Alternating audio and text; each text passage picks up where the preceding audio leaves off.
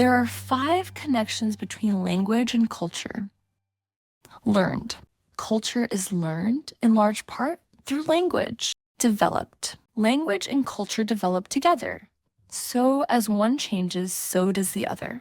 Maintain. Language communicates and maintains cultural identities and ties. Thoughts and behaviors. An individual's thoughts and behaviors are influenced by the words in their culture. Reveal. Language reflects culture through the arts, customs, and beliefs of a society.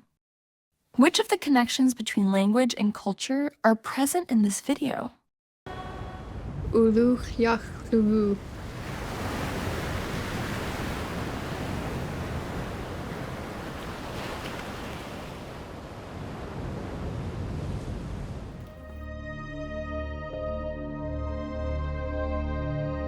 The colonial past is not pretty.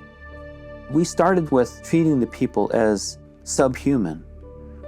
But we should not say, oh, that happened in the past. I'm like, actually, we're still practicing the same methods of extraction and exploitation of the native peoples as they did. We're just calling it a different thing. How do we change that? We change that by finding ways to collaborate with the communities so that they're the ones who are telling us in museums what we can share and what we shouldn't share with the public. And that changes that discussion of, I have your things, I'm going to do whatever I want, as opposed to, we are caring for your collections.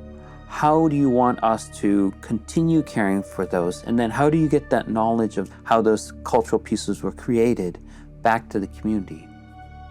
And applying that in a way that allows us to lift up these cultures that have been suppressed, that have been systematically erased, to reversing that and respecting us as human beings. Nama.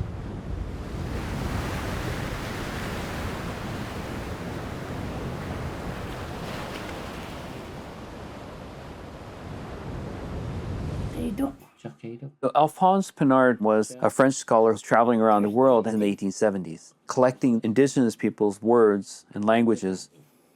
But what was the bias on how this was being written? Like, for example, there's a text that's talking about our religious belief system. Something terrible or hideous or a monster. The Russian texts equate all those traditional beliefs as being devils and evil and bad to make us look worse in order to subjugate us. So when you read the text, you're like, oh my God, these guys are nothing but satanic worshipers. But if you change the words from devil to helper spirits, it changes the entire meaning of that entire paragraph that talks about our worldviews and beliefs. Akiduchluni.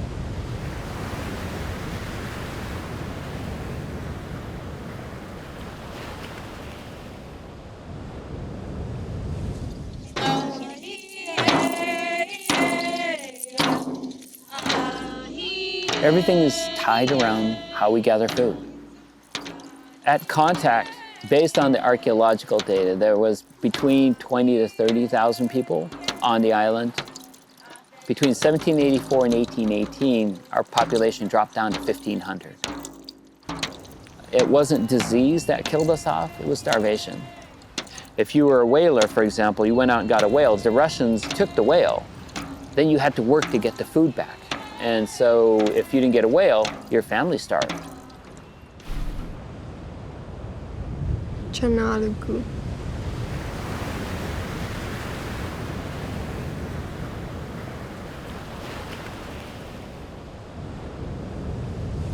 Like the kayak stuff that I got into, it kind of brought me closer to where I belong. Kayak building was like the rite of passage for a young man because he was going to have to support his family. And he'd tell stories about going out and places they'd been and what they did, how they hunted in them. They weren't just kayaks, these were a way of life.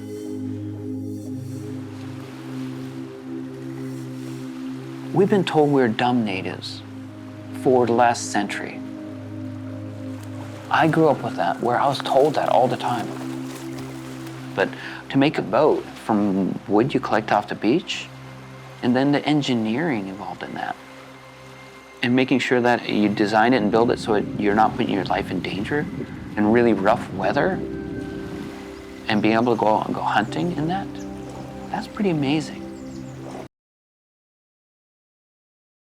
Which of the connections between language and culture are present in this video? Want to learn more about this topic? Click the link in the description to experience our iNative activity sheet.